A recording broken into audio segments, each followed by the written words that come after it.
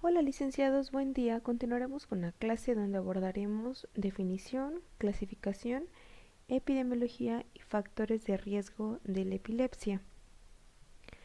Etimológicamente la palabra epilepsia deriva de una preposición y de un verbo irregular griego que es epilapanei, que significa estar poseído o atrapado.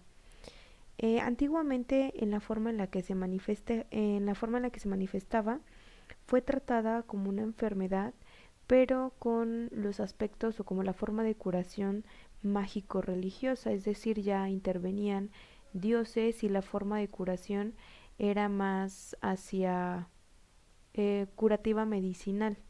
Actualmente, después de un tiempo, se consideraba que era una enfermedad mental y hoy en día ya es tratada como una enfermedad neurológica. Existen muchísimas definiciones de epilepsia, pero las que para mí contienen información importante son estas dos, de Cuellar y Velasco, del artículo Estimulación eléctrica y epilepsia, y la de Olmos y colaboradores, que es la epilepsia como un problema de discapacidad. La primera nos habla ya de un aspecto como lo que vimos anteriormente en la clase anterior, que era la fisiopatología. Entonces, Cuellar y Velasco nos habla que es una alteración del sistema nervioso central que se caracteriza por una excitabilidad excesiva y sincronizada de la actividad eléctrica neuronal, manifestándose por crisis recurrentes, espontáneas e impredecibles. Entonces, si se dan cuenta, nos habla un poquito acerca de la fisiopatología, que hay una excitabilidad excesiva, pero el hecho de que sea excesiva también es sincronizada. Entonces, si se dan cuenta, esta definición nos habla un poquito acerca de la fisiopatología. Esta segunda definición de Olmos y colaboradores nos habla un poquito más de los factores que se involucran para que se dé una epilepsia. Entonces nos habla que la epilepsia es una alteración cerebral caracterizada por la predisposición permanente para generar crisis epilépticas con consecuencias neurobiológicas, cognitivas, psicológicas y sociales de esta condición. De hecho, esta misma definición está propuesta por la Liga Internacional contra la Epilepsia, que es la ILAE, y la IB, que es la Oficina Internacional de la Epilepsia. Entonces, esta ya me habla un poquito más de todos los aspectos o de todos los factores que abordan o involucran esta enfermedad. Para ello también es necesario comprender alguna terminología que se los dejé que lo investigaran en su diccionario neurológico. Entonces, hay terminología que es importante para poder comprender y distinguir. Entre ellas tenemos crisis epiléptica y epilepsia. Una crisis epiléptica es una manifestación que puede ser motora, sensitiva, sensorial o psíquica, que es secundaria a una descarga normal, es decir, que es secundaria a una hiperexcitabilidad neuronal y que esta se va a dar más en las neuronas corticales, es decir, de la corteza cerebral, que nos va a dar episodios bruscos, breves y autolimitados de esta misma patología. Entonces, las crisis epilépticas es una manifestación, sale de cualquier índole, pero que es única, o sea que puede ser una. Y a diferencia de la epilepsia ya es considerado como un trastorno que va a ser la repetición de dos crisis epilépticas o más, es decir, de dos o más manifestaciones, ya sean clínicas, hablando en la parte motora, sensitiva, sensorial o psicológica. Pueden ser sucesivas o pueden ser con ciertas pausas. Entonces es importante que conozcan la diferencia entre crisis epiléptica y epilepsia. Epilepsia como tal ya es el trastorno, es el conjunto de crisis epilépticas. Síndrome epiléptico y estatus epiléptico. El síndrome epiléptico es considerado que es la suma de signos y síntomas que van a definir un tipo de epilepsia. Si bien saben, va a haber diferentes tipos de epilepsia que como tal hay una clasificación. Más adelante vamos a ver la clasificación. Entonces, cada cierto tipo de epilepsia tiene signos y síntomas que identificas que es ese tipo de epilepsias. Es un cuadro que determina qué tipo de epilepsias. Entonces, el síndrome epiléptico es como tal el conjunto de signos y síntomas que me van a dar un determinado tipo de epilepsia. Entonces, cada uno tiene características que lo hacen único. Es importante conocer que pues el síndrome epiléptico se puede conocer o se puede saber más, ya sea por los signos clínicos, por los métodos de imagen que pues hemos estudiado anteriormente y la fisiopatología con la que se presenta. Entonces, un síndrome epiléptico es el conjunto de signos y síntomas que determinan a un cierto tipo de epilepsia. El estatus epilépticos es aquella crisis en la cual la duración de esta crisis va a irse por arriba de los 30 minutos, ya sea que sea continua o que esté desencadenado por pequeñas crisis. Entonces, el estatus epiléptico, recuerden que es aquella crisis en la cual va a durar más de 30 minutos o es el conjunto de varias crisis pequeñas que nos va a dar este tipo de sintomatología. SUDEP es el acrónimo de Sudden Unexpected Death in Epilepsy Patients, que significa que es la muerte súbita e inesperada en pacientes con epilepsia, es decir, le da una crisis, le da una manifestación clínica de epilepsia. Hay personas que pierden la conciencia y después la recuperan, pero en este caso su DEP es da epilepsia y es una muerte súbita, ¿sale?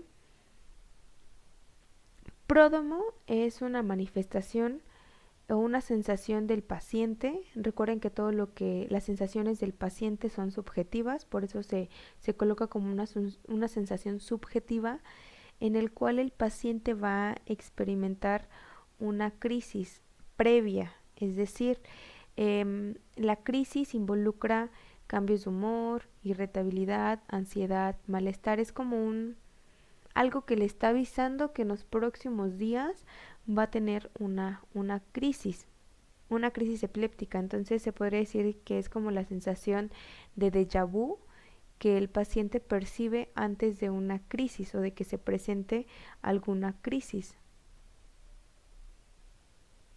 Para la clasificación existen diferentes tipos de clasificaciones, pero la que les estoy dando proviene de International League Against Epilepsy, que es la Liga Internacional contra la Epilepsia. Entonces, la clasificación, les hice una clasificación o un compendio de varias guías, de varios artículos para que tengan la clasificación más completa. Entonces, la clasificación de las crisis epilépticas en general hay tres, que son las focales, las generalizadas y las no clasificadas. Dentro de las focales, hablamos que las crisis focales son aquellas que comienzan en un área hemisférica específica y que en estas áreas, sobre todo las que más van a estar involucradas, son las estructuras temporal y límbica, como la amígdala y el hipocampo. Entonces, estas crisis se van a originar en alguna región y pues obviamente van a ser en áreas específicas del cerebro, ya sea que sea en la región cortical, es decir, en la corteza cerebral, o por debajo de esta, en la región subcortical. Estas van a estar limitadas a un solo hemisferio, ¿sale? Por eso se llaman focales, es decir, un área hemisférica específica. Estas se van a dividir en simples y complejas. Las simples son crisis que se van a producir pero que no van a tener ninguna alteración de conciencia. Y las complejas son donde existe ya alguna alteración de la conciencia, es decir, el paciente pierde sobre sí lo que estaba haciendo, qué hacía y dónde se encontraba, es decir, pierde conciencia total de lo que estaba realizando el paciente. Dentro de las focales pues vamos a tener pues diferentes tipos, que son las motoras, que obviamente involucran alguna parte del sistema o del aparato locomotor, que es decir, contracciones; sensoriales, que involucran la parte de alucinaciones, ya sean visuales o auditivas; las gelásticas, que involucran un movimiento de risa en la persona; y las psíquicas, que era algo similar que les comentaba, que era el famoso déjà vu o sensación de familiaridad, que es decir, que es algo que presiente que va a pasar y a los pocos días pasa; y el jamais vu, que es la sensación de extrañeza después de que ocurre la crisis. El paciente se siente extraño, como si no fuera él. Entonces ese es el jamais vu. En la segunda parte, la segunda clasificación, tenemos las generalizadas. Este tipo de crisis se producen en algún punto de las redes neuronales, pero de manera bilateral, es decir, van a comenzar de manera simultánea en ambos hemisferios, y estos se van a difundir de una manera rápida hacia el resto del cerebro. No precisa afectar ciertamente únicamente a la corteza, sino que este es en general, va a presentarse en ambos hemisferios cerebrales. En este se van a observar diferentes manifestaciones, diferentes formas en las cuales se va a manifestar las crisis. Tenemos por ausencia mioclónicas, tónico, clónicas y atónicas. De estas puede existir una combinación pues de estas crisis, de estas presentaciones, pero en general las ausencias son breves lapsos de tiempo en el cual va a perder la conciencia.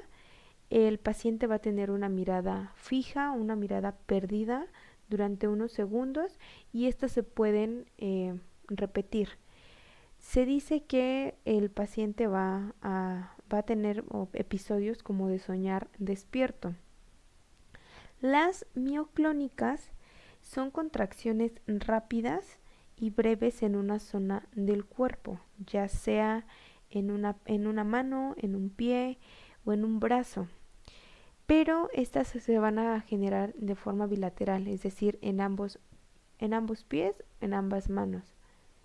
Las tónico, este tipo de crisis van a ir acompañadas de una pérdida de conciencia, contracción muscular de todo el cuerpo, una hiperextensión y una dificultad para respirar. Las clónicas son espasmos musculares con pérdida temporal de conciencia, es decir, van a perder la conciencia sobre sí en un pequeño periodo de tiempo.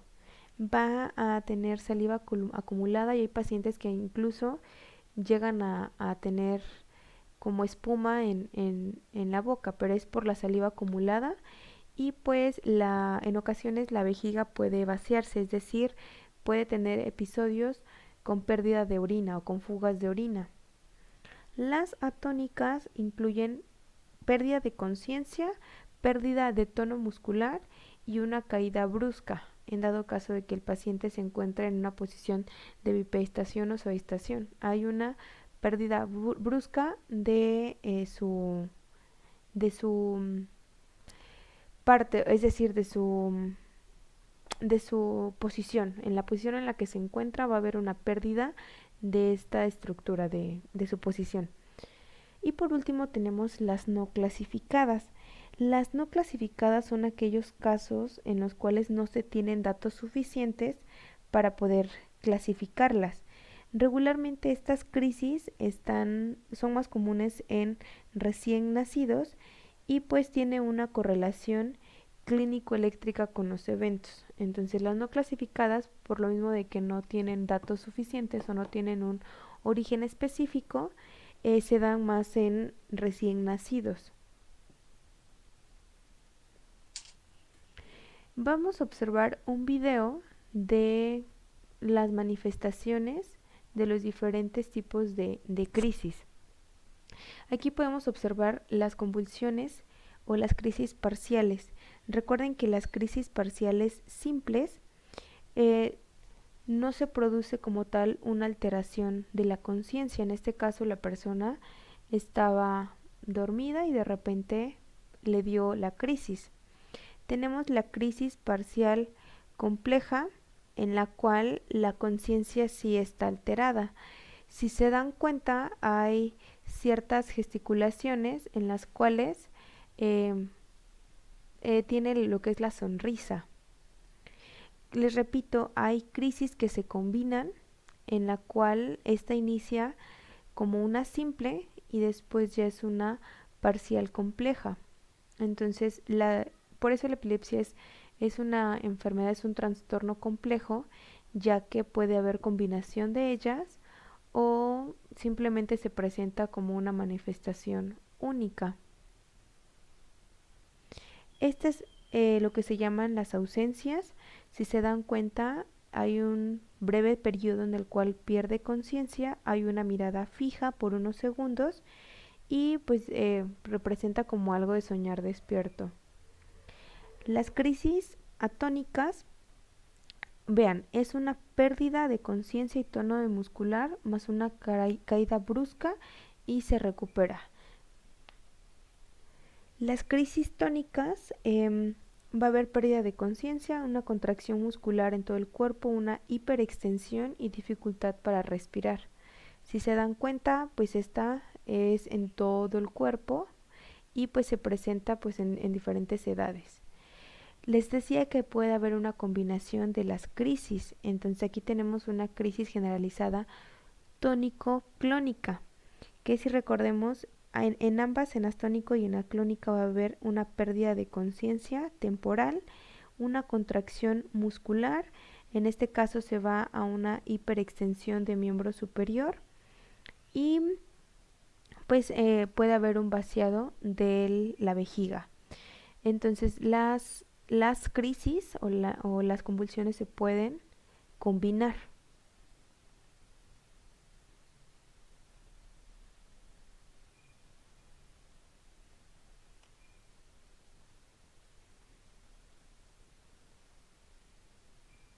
El tiempo en el que transcurren es variado, hay unos que son rápidas y hay otras que tardan más, como la que acabamos de ver. Las crisis mioclónicas, recuerden que hay una contracción muscular rápida y pues es breve, no es tan rápido, puede ser en manos y en pies.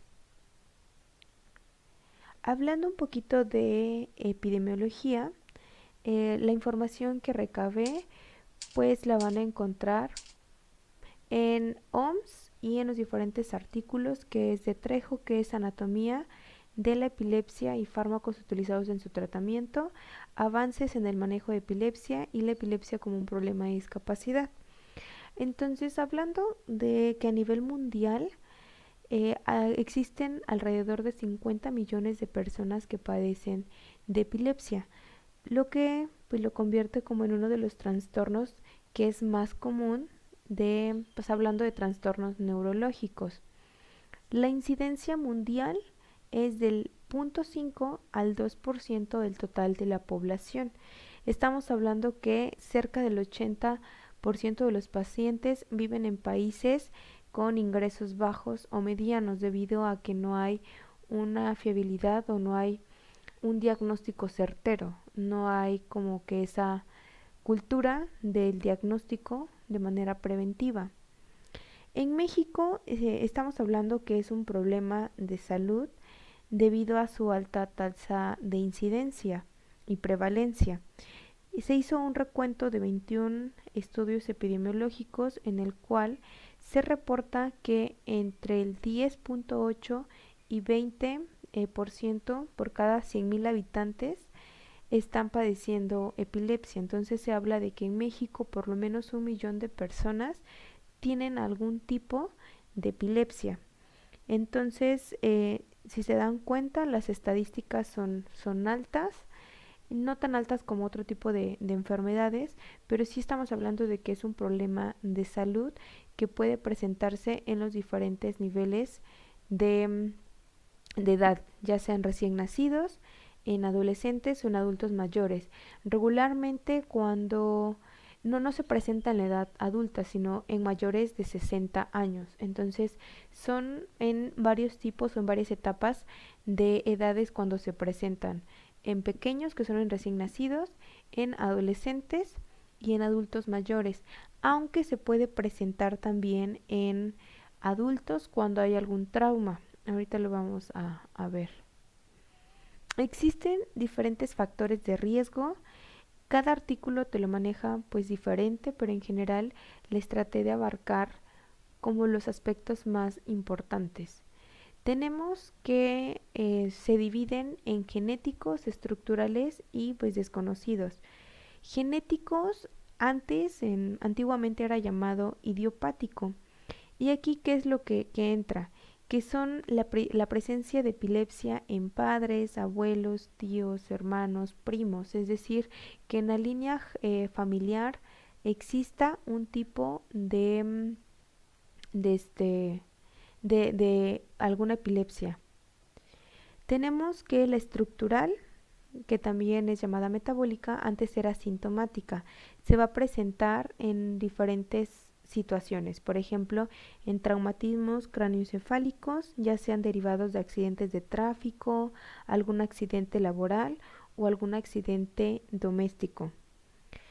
De infección del sistema nervioso, más adelante vamos a ver que existen problemas como meningitis y encefalitis que son originados por agentes patógenos que van a estar dañando al sistema nervioso y que por ende va a desencadenar una crisis o algún tipo de epilepsia.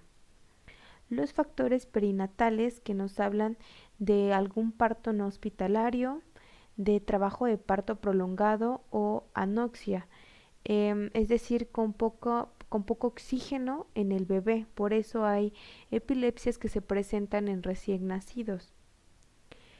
Prenatales o factores prenatales, que es por ingesta de analgésicos que no eran adecuados para la salud del bebé, pero que a lo mejor la mamá los requería.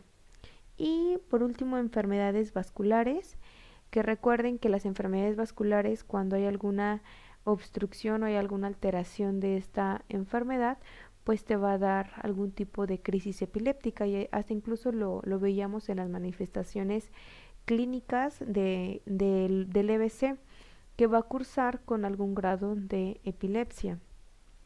Por último, dentro de estas tres tenemos la desconocida, que antes era llamada criptogénica, y en esta pues no se tienen datos de cómo se presenta la enfermedad o cuál fue el factor que predispuso a la enfermedad.